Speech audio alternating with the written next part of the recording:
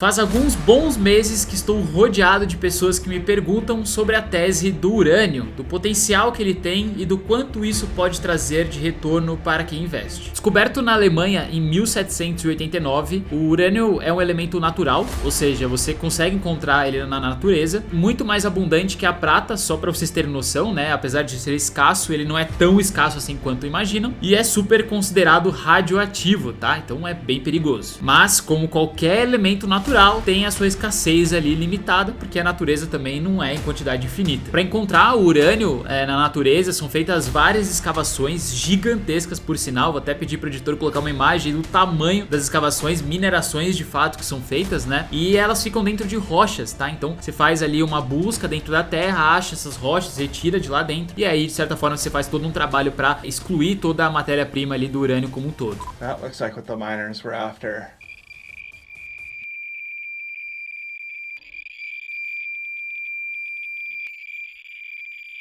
Nessa imagem aqui, para curiosidade de vocês, a gente tem os países que têm maior quantidade de reservas de urânio, isso baseados em dados de 2020. A gente pode observar aqui que Cazaquistão é o dono, é o rei aí de urânio, que tem mais urânio no país. Em segundo lugar, Canadá, que tem aí um dos maiores locais de mineração no momento. A África do Sul, né, no caso, o Brasil. Aí tem China aqui, Ucrânia e vários outros também. Aqui a gente tem os dados dos maiores produtores, tá? É diferente das pessoas que têm ele ali mantido dentro do país, né? A produção é uma coisa e armazenamento é outra, né? Agora a gente tá olhando a produção mundial de mineração de urânio. A gente pode ver que mais de 2/3 da produção mundial de urânio de Minas é do Cazaquistão, Canadá e Austrália. Os três dominam. Em 2020, o Cazaquistão ele produziu a maior parte do urânio, 41% da oferta mundial, seguida aí pela Austrália com 13% da oferta mundial e Canadá com 8%. Então aqui vocês podem ver que realmente é esse o top aqui, país que tem maior produção hoje de urânio. Aqui vocês conseguem ver que o Cazaquistão ele tem uma das maiores produções, assim, muito maior do que a Austrália, que é o segundo lugar, né? Sei lá, 3, 4 vezes maior. Então realmente ele domina o negócio aqui, tanto na parte de armazenamento e produção. Agora, muitas pessoas devem se perguntar aonde que esse urânio é utilizado, né? E até é interessante comentar isso, porque na verdade você pode usar ele tanto para fazer a parte de usinas nucleares, né? É uma peça ali que forma toda a usina nuclear, bem importante por sinal. E também, né, do outro lado, é muito utilizado para bombas nucleares, tá? Porque a gente sabe que o urânio ele tem um potencial de gerar energia muito forte, tá? É muito condensado ali no único lugar. Então dá para se utilizar pro bem e é utilizado pelo mal também ao mesmo tempo. O que vocês têm que entender, principalmente desse minério que eu acabei de citar aqui, é que ele é um forte gerador de energia e muito cobiçado aí há anos. Só para vocês terem ideia, olha esse dado que interessante. O urânio ele libera 80 mil vezes mais energia do que a queima de carvão mineral. Um ponto importante antes de eu comentar das usinas e também os tipos de investimento que a gente tem do urânio é que hoje tem toda uma estrutura preparada para identificar o que os países estão fazendo, principalmente com urânio, tá? Não tá muito aberto assim, porque tem essa questão de se controlar também o que tá se produzindo de bombas atômicas aí, porque algumas questões aí bem fortes que a gente sabe que os países têm essas coisas, por isso que Cazaquistão até tem uma produção bem grande, né? Tem uma relação com isso também. Agora, entrando na parte aqui de usinas nucleares, que é muito importante a gente entender esse fato para de certa forma conseguir abranger um pouco mais na parte de investimento, que é onde a gente quer chegar aqui. A usina nuclear, para quem não sabe, é uma forma de geração de energia existente hoje no mundo, uma das mais limpas que existem, né? No sentido que gera menos combustão aí para parte do mundo como um todo. E esse tipo de geração de energia por usina nuclear está sendo bastante procurado por diversos países, principalmente para se atrelar às questões ASG, né? Que é a diminuição de poluição como um todo. O interessante da usina nuclear é que ela tem um baixo custo para ser construída, comparada às outras tipos de energia limpa, principalmente. Ocupa pouca área e tem uma durabilidade bem interessante, entre 25 a 40 anos em média cada uma que é construída. Um dos principais pilares da usina nuclear hoje é a utilização do urânio enriquecido, que é como se fosse urânio um pouco mais potencializado, né, mais concentrado ali em energia. E só para vocês terem ideia, a usina nuclear hoje no mundo gera 10% da energia mundial, tá? É bastante coisa. Aqui nessa imagem você pode ver um pouquinho da quantidade total de usinas nucleares ativas que a gente tem no mundo como um todo durante os anos, desde 1954, que foi quando começou a rolar essas coisas, né? Pode ver que a gente teve um aumento muito grande ali até 86, 88, depois uma estabilização, né? E pequenos aumentos aí. Você vê que não tem crescido absurdamente, isso muito por conta da escassez, o tempo que demora para construir, né? Porque isso é um ponto que eu vou comentar depois mais pra frente, e outras relações aí. Esse dado que eu vou mostrar aqui pra vocês, ele é bem interessante, eu peguei lá do Visual Capitalist, ele mostra pra gente qual é o país que tem mais usinas nucleares ativas atualmente. E como vocês podem perceber aqui, Estados Unidos é o que domina com 96 usinas nucleares ativas, tá? Em segundo lugar, a gente tem a China aqui com 13% do total. Olhando aqui, relacionando com o primeiro e segundo lugar, Estados Unidos tem o dobro do segundo lugar, que é a China. Isso hoje, tá? Porque só pra vocês terem noção, o que tá sendo planejado pra ser construído de usina nuclear na Ásia é absurdo, tá? Ela é realmente a região ali que mais domina as próximas construções aí que serão feitas em quantidade, tá? Estão todas voltadas pra lá. Isso principalmente por conta da população crescendo muito rápido e você precisa de uma utilização energética um pouco maior. E China, né, da Ásia como um todo, China é um dos países que tá mais olhando nisso, tá querendo investir pra caramba. Só pra vocês terem noção, nesse site aqui, que é o site mundial nuclear do mundo, que a gente tem a associação toda, traz alguns dados bem importantes e mostra pra gente quais serão as usinas nucleares sendo produzidas nos próximos anos e quando elas vão começar a ser construídas, né? Então a gente tem 2022 aqui, que várias da Índia e China serão construídas. A gente também tem outros países aqui em 2023, mas olha agora de 2024 pra baixo, tá? Tem bastante China, ó, 2024, 2025 China também. Olha 2026, quanto China. Então, cara, China tá querendo dominar a usina nuclear aí, hein? E continua também aqui pra baixo, olha que loucura.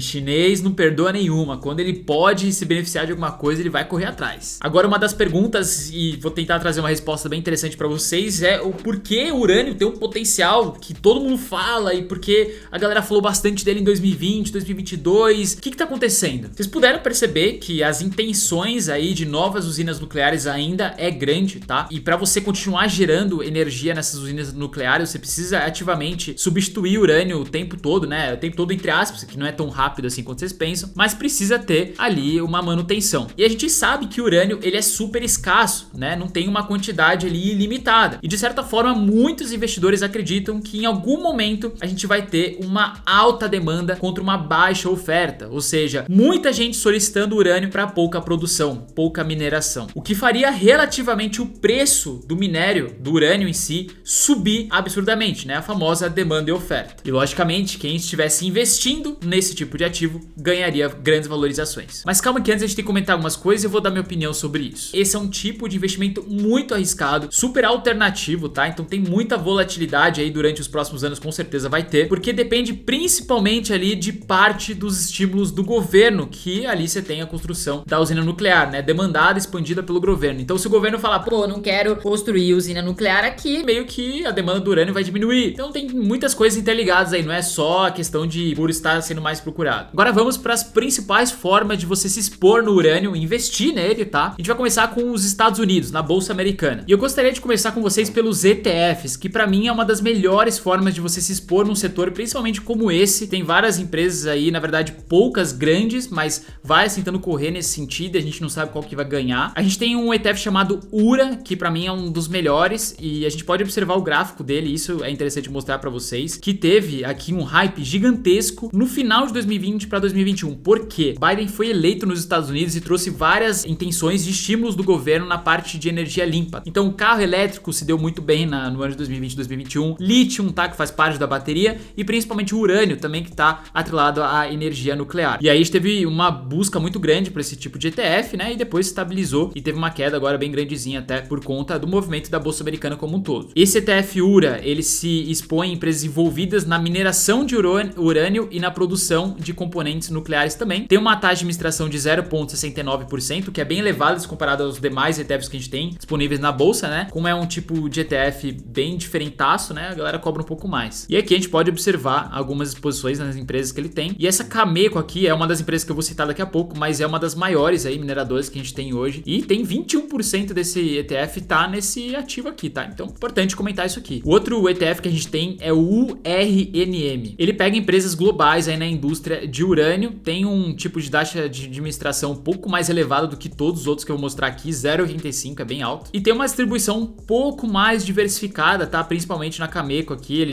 diminui e coloca em outras grandes também. Esse é um fundo que eu vou comentar pra vocês, que ele compra urânio físico, tá? Já a gente chega nele. E esse aqui é bem interessante, tá?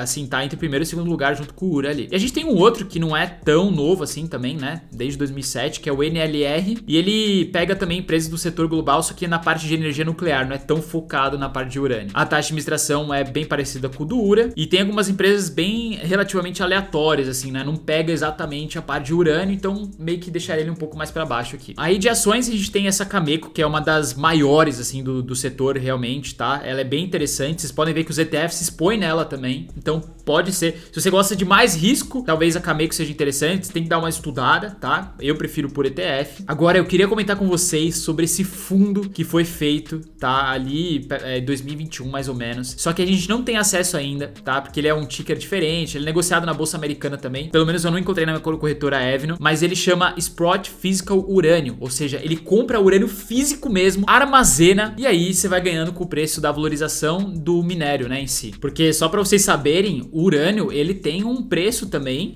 igual o ouro, por exemplo, e a prata, tá? Ele tende a subir aqui ao longo dos anos, essa é a ideia que a galera acredita. E ele já chegou a custar ano passado, por exemplo, em 40 dólares, 35 dólares, hoje tá custando 56 dólares. Então, basicamente, esse fundo ele compra o urânio, né, e vai ganhando com esse preço que vai aumentando aí, né? Bem interessante, bem diferente do que eu tinha visto aqui no mercado. Agora, só pra não deixar citado o Brasil, a gente tem o caso do fundo do Vitrio, né, que é uma gestora aqui bem grande no Brasil, que é o Vitrio Urânio Fin, tá? É um tipo de fundo de investimento que se expõe a esse tipo de setor. É uma alternativa para quem não investe na Bolsa Americana. Eu prefiro 1000 vezes, se for investir nesse setor, investir lá diretamente, pagar menos taxa, mas é de cada um e essa é uma alternativa para quem só fica aqui no Brasil. Bom, aqui de conclusão que eu queria deixar para vocês é que eu não sou um especialista nesse setor e muitas coisas me deixaram na dúvida, tá? De fato, se eu iria investir ou não. Uma delas é, será que vai haver nos próximos anos algum outro tipo de formação de energia mais limpa do que essa e essa ficaria obsoleta? E quando eu falo também nesse sentido, é também de uma produção um pouco mais rápida. Só para vocês terem noção, para construir uma energia nuclear, né, toda a construção ali toda, demora 5 anos. E para você desativar completamente demora mais 10 anos. Então, é muito tempo ali, né, eu acredito pelo menos. Outra coisa que fica assim muito no ar é seus resíduos, que não tem fim, né? Você não tem um descarte universal aí